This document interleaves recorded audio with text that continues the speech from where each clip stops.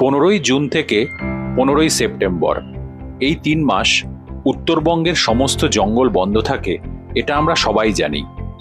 তাই ওই সময়টা আমরা ডুয়ার্স ভ্রমণ এড়িয়ে যাই, কারণ ওই সময় ডুয়ার্সে গেলে কোনো জঙ্গলেই আপনি সাফারি করতে পারবেন না।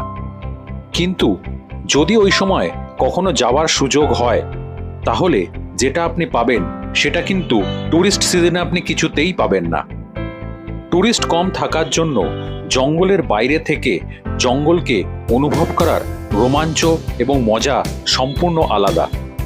আর সেই রকমই এক অন্যরকম অভিজ্ঞতার সাক্ষী হতে আমরা একটা উইকেন্ডে ওয়ান নাইটের জন্য কলকাতা থেকে গিয়েছিলাম জলদাপাড়া, যে গল্পের সূচনা হয়েছিল গত 7ই সেপ্টেম্বর শিয়ালদা স্টেশনের 12 নম্বর প্ল্যাটফর্ম থেকে।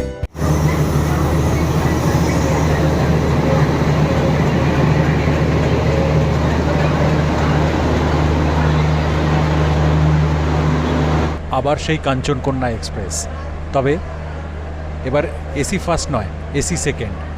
এবার শিলিগুড়ি নামবো না, এবার নামবো মাদারিহাট।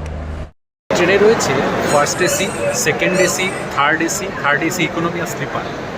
আমাদের ভাড়া পড়েছে এখান থেকে মাদারিহাট পর্যন্ত 2 এসিতে 1498 টাকা।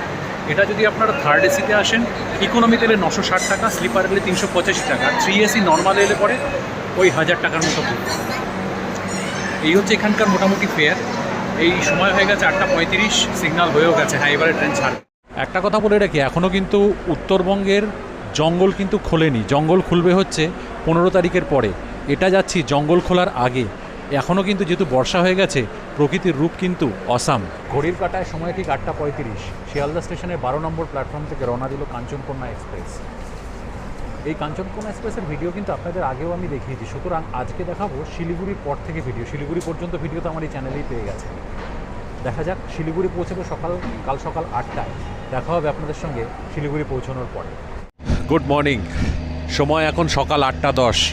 শিয়ালদা থেকে 594 কিলোমিটার পথ অতিক্রম করে কাঞ্চনকন্যা এসে পৌঁছলো শিলিগুড়ি জাংশন। শিলিগুড়ি জাংশন থেকে এখান থেকে কিন্তু রেক রিভার্সাল হবে। আমরা যাব আপ টু মাদারিহাট।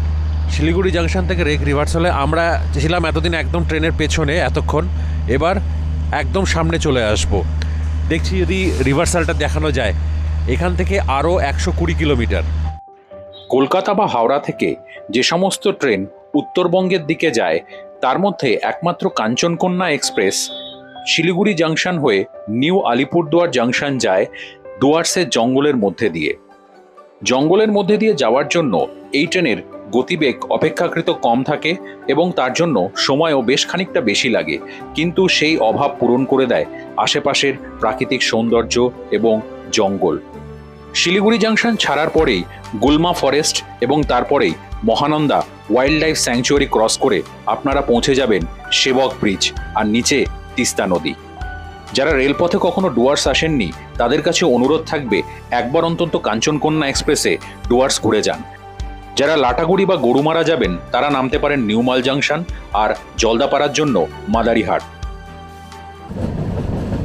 যারা এদিক দিয়ে আসেননি এই রুটটাতে, একবার কিন্তু অবশ্যই এই এক্সপিরিয়েন্সটা নেবেন। এখানকার প্রাকৃতিক সৌন্দর্য কিন্তু বলে বোঝানো যাবে না। দিস ইজ ট্রুলি, আমি এই রাস্তা দিয়ে এসেছি, কিন্তু এই লাইনটা দিয়ে প্রথমবার এলাম। দারুণ দারুণ এক্সপিরিয়েন্স। ট্রেনটা একটু লেট চলছে, বাইরে যথেষ্ট গরম, কিন্তু এখানকার প্রাকৃতিক সৌন্দর্য সব কিছু কিন্তু ভুলিয়ে দিয়েছে।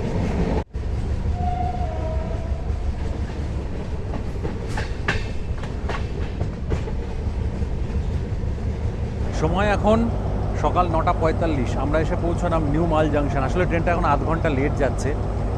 এখনও এখান থেকে মোটামুটি আরও সময় লাগবে, কারণ অ্যাকচুয়াল টাইম হচ্ছে আমাদের মাদারিহাটে 10:40, কিন্তু মনে হয় না 11:30 11:30 আগে আমরা কেউ ঢুকতে পারবো। এখানে 2 মিনিটের স্টপেজ। শিলিগুড়ি জাংশন ছাড়ার পর কাঞ্চনকন্যা এক্সপ্রেসের অফিসিয়াল স্টপেজ নিউমাল জাংশন।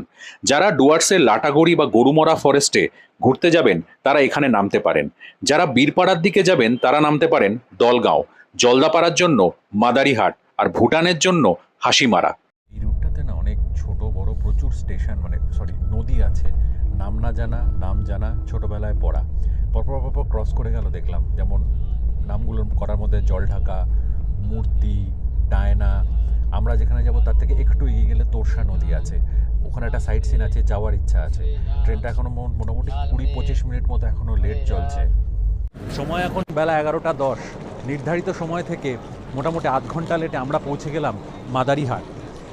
এবার এই মাদারিহাট অ্যাকচুয়ালি যারা জলদাপাড়া যাবেন তাদের কানেক্টিং স্টেশন, বেস্ট স্টেশন হচ্ছে মাদারিহাট। যারা এদিকে ট্রেন পাবেন না তারা কিন্তু মেন লাইনে ট্রেন, ধরুন কামরূপ বলুন বা উত্তরবঙ্গ বলুন, এগুলো ধরে কিন্তু আপনারা ফালাকাটায় নেমেও মাদারিহাটে আসতে পারেন। আমরা যে রিসর্টে আজকে একদিনের জন্য থাকবো সেখান থেকে একটা টোটো পাঠিয়েছে, সেটা এই বাইরেই হয়তো ওয়েট করছে। চলুন যাওয়া যাক। আমাদের ক্ষেত্রে যদিও রিসর্ট থেকে টোটো বুক করে দেওয়া হয়েছিল, তবে মাদারিহাট স্টেশনের বাইরে আপনারা টোটো পেয়ে যাবেন আপনাদের গন্তব্যে যাওয়ার জন্য। এবারে আমরা যে রিসর্টটাতে ছিলাম সেটা একটু ইউনিক, তার গল্প আমি শেয়ার করব এর পরের পর্বে। আমরা একদিনের জন্য যে রিসর্টটাতে থাকছি আজকে, রিসর্টটার নামটা কিন্তু খুব সুন্দর এবং পরিবেশটাও ততোধিক সুন্দর। পুরো জঙ্গলের মাঝখান দিয়ে একটা মেঠো পথ ধরে রিসর্টটায় যেতে হয়। রিসর্টটার নাম অরণ্যের দিনরাত্রি। এই রিসর্টটার রিভিউটা আমি আলাদাভাবে দেবো, একটা আলাদা ভিডিওতে দেবো। মানে আমি দেখেছি, যেটুকু শুনেছি এবং ইউটিউবেও দেখেছি, খুব লিমিটেড ভিডিও আছে এই রিসর্টটার ব্যাপারে, খুব সিনিক। এবং সেটা যখন রিসর্টের ভিডিওটা দেবো তখন দেখাবো। আজকে বিকেল এবং কাল সকালে কিছু কিছু জায়গায় ঘুরবো, সেটাই ভিডিওর সঙ্গে কম্বাইন হয়ে যাবে। মাদারিহাট স্টেশন থেকে টোটোতে করে আমাদের রিসর্টের যেতে সময় লেগেছিল আধ ঘন্টা মতো। মেন রাস্তা থেকে জঙ্গলের ভেতর দিয়ে ঢুকে হলং নদীর কাছে এক ছোট্ট সুন্দর রিসর্ট, তার রিভিউ আমি দেব পরবর্তী ভিডিওতে। রিসর্টে গিয়ে লাঞ্চ করে কিছুক্ষণ রেস্ট করে সেদিন সন্ধেবেলা এই টোটো করেই আমরা চলে গিয়েছিলাম তোরসা নদীর ব্রিজে ওয়াইল্ড লাইফ প্রত্যক্ষ করার জন্য। রিসর্টে ঢুকে দুপুরের খাওয়া দাওয়া করে বিকেলবেলা টোটো নিয়ে বেরিয়ে পড়েছি আশেপাশে কিছু জায়গাগুলো ঘুরে দেখতে। একটা জিনিস যেটা রিয়েলাইজ করলাম, আমরা এখানে এসে জন্তু জানোয়ার দেখতে পছন্দ করি, দেখার আশা রাখি, কিন্তু এখানকার মানুষের কাছে হাতি, চিতা এগুলো কিন্তু মোটেই সুখের ব্যাপার নয়। এই আমাদের ড্রাইভার সাহেবই বলছিলেন কিছুদিন আগে একটা হাতি এই গ্রামের দুজন মানুষকে সুরে পেঁচিয়ে মেরে ফেলেছে। আমরা বুঝতে পারি এর জন্য কিছুটা কিন্তু দায়ী হলেও আমরাও কিছুটা দায়ী। তার কারণ হচ্ছে জঙ্গল কেটে সাফ করে দিলে এই হাতি বা এই বন্যজন্তুগুলো খাবার পাবে কোথায়? বাধ্য হয়ে তারা লোকালরা চলে আসে। যাই হোক, এখন আমরা যাচ্ছি তোরসা নদীর ব্রিজে। আমার যত মনে হয়, আমি আমার এর আগে একটা ভিডিওতে এটা আমি দেখিয়েছি আপনাদের, যদি খুব ভুল না হই। চলুন গিয়ে দেখছি, যদি ওইটাই হয় তাহলে আপনারাও বুঝতে পারবেন। টোটোতে করে যখন তোরসার ব্রিজে পৌঁছলাম তখন সূর্য প্রায় অস্তাচলে, আর 3টি ইন্ডিয়ান গড় তখন তোরসা নদীর ধারে আমাদের দেখা দিতে এসেছে। কিন্তু আমার এই সাধারণ ক্যামেরায় খুব ভালো করে তাদের ক্যাপচার করতে পারলাম না। এখন আমরা দাঁড়িয়ে আছি তোরসা নদীর ব্রিজে। এখান থেকে বেশ খানিকটা দূর। এবার মনে পড়লো যে হ্যাঁ, ভুটান যাওয়ার সময়ও এই জায়গাটাতে আমরা এসেছিলাম।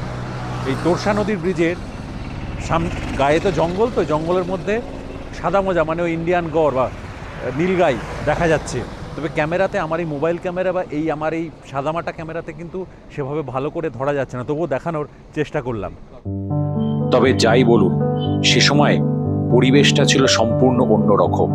শরতের আগমনে তোরসা নদীর চরে সাদা কাশফুলে ঢেকে গেছে, আর ঠিক সূর্যাস্তের মুহূর্তে রঙিন আকাশ। এ এক অসাধারণ অনুভূতি ছিল।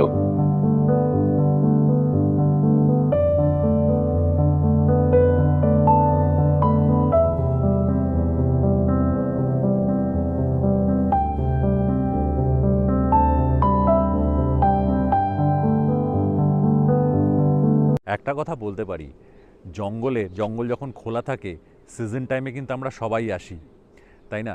সিজন টাইমে এলে হ্যাঁ সাফারি করবেন, সব কিছু সেগুলো খোলা থাকে। কিন্তু এই যে অফ সিজন, এই যে 3 মাস যখন জঙ্গল বন্ধ থাকে, যখন আপনি সাফারি করতে পারবেন না, অর্থাৎ জঙ্গলের ভেতরে ঢুকতে পারবেন না, কিন্তু জঙ্গলের কাছাকাছি থেকে মানে বন্য জীবনকে উপভোগ করা, এর মজাই কিন্তু আলাদা। আর দেখুন, এই সূর্যাস্তের সময় তোরসা নদীর ব্রিজে আমি দাঁড়িয়ে আছি, কি যে অপূর্ব প্রাকৃতিক দৃশ্য কল্পনা করতে পারবেন না। আমার পেছন দিকে রয়েছে রেল লাইন। আমরা যে কাঞ্চনকন্যা এক্সপ্রেসে এলাম, মাদারিহাটের পরেই এই যে ব্রিজটা, এই ব্রিজটা ক্রস করে সামনে গেলেই হচ্ছে হাসিমারা। আর এইখান থেকে এইটা ক্রস করে এই ব্রিজটা ক্রস করে গেলে পরে এদিকে ব্রিজটা ক্রস করে গেলে পরে একটুখানি গিয়ে রাস্তা আলাদা হয়ে গেছে। একটা হচ্ছে ভুটানে ফুনশেলিং, আর একটা চলে গেছে গুয়াহাটির দিকে। সেই জন্য আমি বারবার বলছিলাম আমার কেন জানি না মনে হচ্ছে এই রাস্তাটাতে আমি এসেছি একবার। দারুণ লাগছে কিন্তু। আর এখন যেহেতু ভাদ্র মাস পড়ে গেছে, শরৎকাল এসে গেছে, সামনে দেখবেন মানে নদীর চরের মধ্যে পুরো সাদা, পুরো কাশফুলে ভর্তি হয়ে গেছে, দুর্ধর্ষ লাগছে কিন্তু। আর আজকে যেহেতু একদম পরিষ্কার আকাশ ছিল, কোনো বৃষ্টি বাদলার ব্যাপার ছিল না, আরও অসাধারণ লাগছে কিন্তু। দেখুন আমি এখানে এসে শুধু আপাতত নীলগাই ছাড়া কিছু দেখতে পেলাম না, কিন্তু এই যে নির্জন প্রকৃতি, হ্যাঁ এটা যদিও হাইওয়ে, বাট ট্যুরিস্টদের কোনো ভিড় নেই, অফ সিজন। আমার কিন্তু ওয়াজ দারুণ লাগছে, দারুণ। এই ব্রিজটা পেরোলেই একটা মন্দির আছে, ওই মন্দিরটাতে এখন যাচ্ছে, দেখিও মন্দিরে কি আছে। ওখান থেকে বোধহয় নিচে নামাও যায়। জাস্ট তোরসা নদী পেরোলে পরেই একটা ছোট্ট মন্দির আছে। এটা অ্যাকচুয়ালি শ্মশানকালীর মন্দির, তবে কনফিউজড হবে না, এখানে কিন্তু কোনো শ্মশান নেই। এখান দিয়ে আসলে আমি নামলাম নিচে এই কারণে যে এখানে আপনার এখান দিয়ে নিচে এদিকে যাওয়া যায়, ওই তিস্তা নদীর তোরসা নদীর বেডে নামা যায়। ঢোকার সময় দেখা হলো বানরের থেকে উৎপাত। এখানে বানর কেন, কোনো মানুষেরও আমি কোনো ভিজিটার মানে ভক্তকেও আমি দেখলাম না। কোনো পূজা মানে পুরোহিত মশাই বা কেউ নেই কিন্তু এখানে। আমি একাই ছিলাম, মায়ের মন্দিরে গেলাম, শ্মশানকালীর মন্দিরে প্রণাম করে এলাম। আর এখান দিয়ে মানে আপনি তোরসা নদীর বেডেও এই সিঁড়িটা দিয়ে নামতে পারেন। তবে এই জায়গাটা না ভীষণ নোংরা হয়ে আছে আর কি, যা হয়, সেই জন্য আমি আর নামছি না। এখন সন্ধেও হয়ে গেছে। আপাতত আজকের কিন্তু সাইট সিন এইখানেই। এখন আমরা হোটেলে ফিরে যাব। আবার কালকে সকালে আমরা তো কালকেই চেক আউট করে আমাদের ট্রেন যেহেতু বিকেলবেলা 4টের সময়, সেই জন্য আমরা বেশ কিছু জায়গা ঘুরে নেব, বেশ কিছু মানে 1-2 জায়গা, সেটা আবার আপনাদের কালকে দেখাবো। ফেরার পথে তোরসা ব্রিজে আবার দাঁড়িয়ে গেলাম। এখন 3টে নয় 6টা নীলগাই চলে এসেছে তোরসায় জলপান করতে, কিন্তু আমার ক্যামেরা যতটুকু পারলাম তাই দেখালাম। ওয়াইল্ড লাইফের প্রতি এক অদ্ভুত প্রেম আছে, বুঝতে পারছি।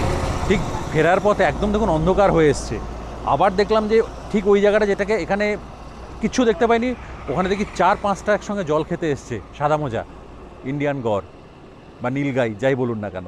আবার দাঁড়িয়ে কিছুটা তোলার চেষ্টা করলাম, খুব একটা ভালো পেলাম না, বাট যেটাই পেলাম আপনাদের সঙ্গে শেয়ার করলাম। তোরসা নদীর ব্রিজ থেকে আমরা সরাসরি ফিরে আসি আমাদের রিসর্টে। এর পরের দিন সকালে আমরা গিয়েছিলাম একটা ইউনিক জায়গায়, ভারতবর্ষের বিলুপ্তপ্রায় জনজাতি টোটোদের গ্রাম টোটোপাড়ায়। সেই গল্প নিয়ে আপনাদের কাছে ফিরব ডুয়ার্স ভ্রমণের 3য় পর্যায়ে। এই ভিডিওটা এখানেই শেষ করলাম।